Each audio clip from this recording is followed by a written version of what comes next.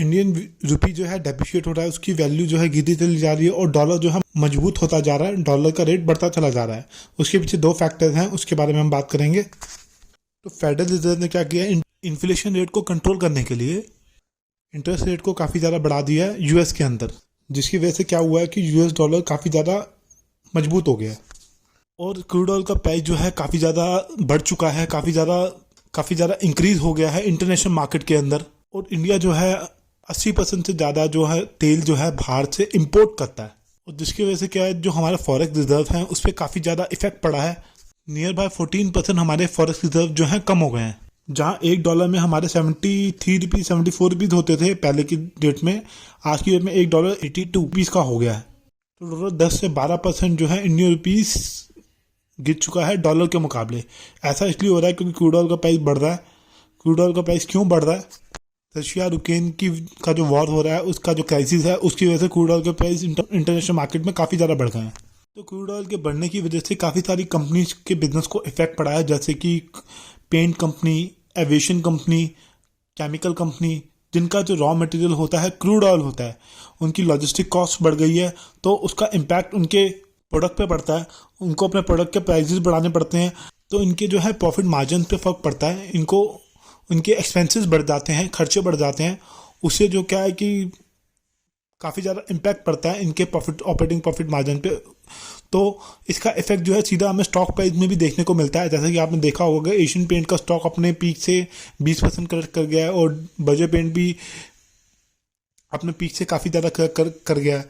क्योंकि crude oil का price जब बढ़ता है तो ऑयल मार्केटिंग कंपनी जो होती हैं उनको अपना ऑयल का प्राइस बढ़ाना पड़ता है। जैसा कि आप जानते हैं, ऑयल का प्राइस काफ़ी ज़्यादा बढ़ चुका है हमारे इंडिया के अंदर, तो उसका इम्पैक्ट इनके प्रॉफिट मार्जिन पे पड़ता है। उनको प्राइस को कंट्रोल करके रखना पड़ता है, कंपटीशन को बीट करने के लिए पड़ता है। लेकिन जो ऑयल एक्सप्लोरेशन कंपनियां होती हैं, जैसे ओएनजीसी होता है, इसको काफ़ी फ़ायदा होता है जब ऑयल का प्राइस बढ़ता है। जैसे ओएनजीसी है, अब ओएनजीसी की हम बात कर रहे हैं।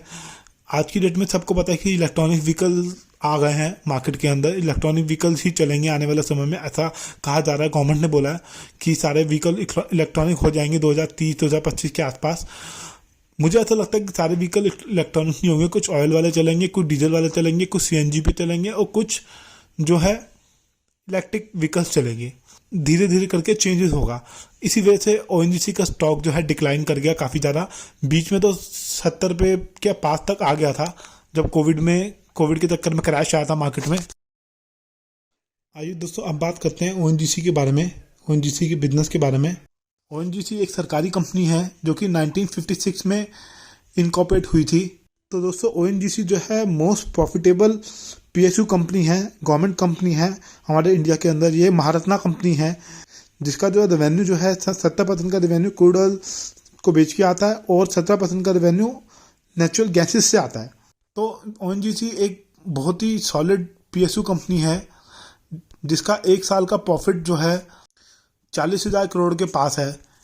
इसके अंदर मैक्सिमम जो होल्डिंग है वो प्रमोटर के पास है। प्रमोटर के अंदर प्रेसिडेंट ऑफ इंडिया है प्रमोटर, गवर्नमेंट के पास है इसकी होल्डिंग। एफआईएस का स्टेक इसमें 9% का है और डीआईए का 18% और पब्लिक के पास 3% का स्टेक है।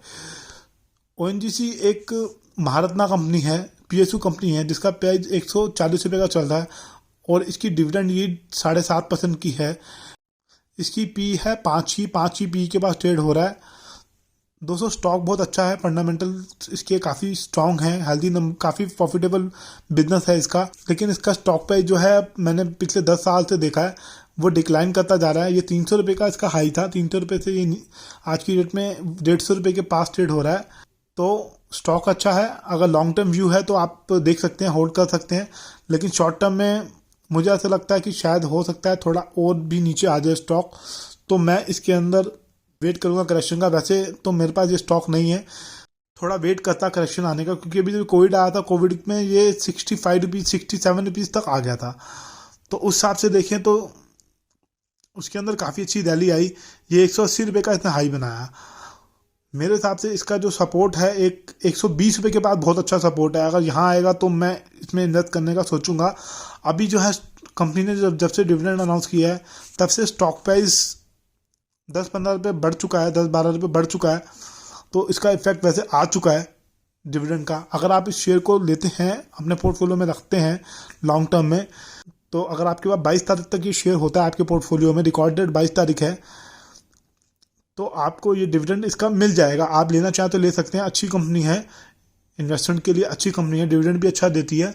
लेकिन आने वाले समय में आप ये देखें कि सारे इलेक्ट्रॉनिक व्हीकल अगर चलते हैं तो फिर इस कंपनी के बिजनेस को थोड़ा इफेक्ट हो सकता है, क्योंकि इसका मैक्सिमम जो बिजनेस है वो इंडिया का ही है, इंडिया से ही इसको रेवेन्यू जनरेट होता है काफ़ी ज़्यादा।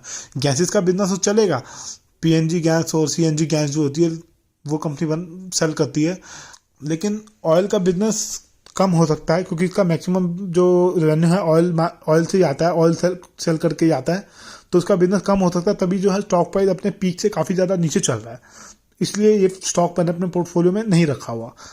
बस आपको ये वीडियो में इतना बताने के लिए मैंने ये वीडियो बनाया कि इसका डिविडेंड अनाउंस किया कंपनी ने, 6.75% का डिविडेंड मिलेगा ओएनजीसी के शेयर होल्डर को, अगर उनके पास ये शेयर है तो ओएनजीसी ने 135% का डिविडेंड अनाउंस किया है इस फाइनेंशियल ईयर में। इसकी फेस वैल्यू है 5 रुपये, उसके हिसाब से डिविडेंड बनता है 6 रुपये 75 पैसे, 6 रुपीज़ 75 पैसा एक शेयर के ऊपर डिविडेंड मिलेगा। अगर आपका 100 शेयर है तो आपको 675 रुपये आपके अकाउंट में आ जाएंगे, अगर ये शेयर आपके पास है, आपके पोर्टफोलियो में है तो। रिकॉर्ड डेट है 22 नवंबर 2022, यानी कि 22 तारीख तक अगर आपके पोर्टफोलियो में स्टॉक है, 22 तारीख तक डीमैट अकाउंट में आपके शेयर है, तो आप एलिजिबल हैं, आपको जो है डिविडेंड आपके बैंक अकाउंट के अंदर आ जाएगा।